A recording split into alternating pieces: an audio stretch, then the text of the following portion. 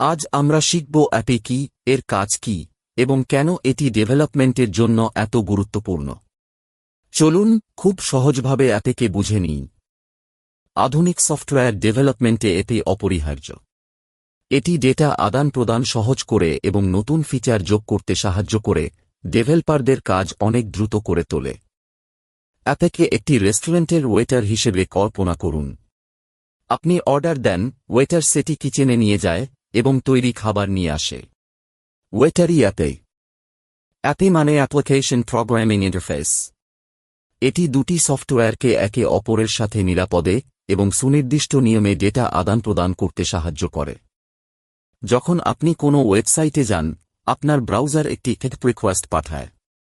Server সেই request প্রক্রিয়া করে এবং আপনাকে একটি হেল্প রেসপন্স পাঠায়, যা আপনি ওয়েব পেজ হিসেবে দেখেন। আমরা প্রতিদিন অসংখ্য অ্যাপে ব্যবহার করি।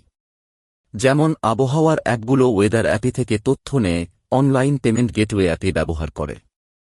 এমনকি গুগল লগইনও অ্যাপের মাধ্যমে কাজ করে। একজন ডেভেলপার হিসেবে অ্যাপে জানা অত্যন্ত জরুরি।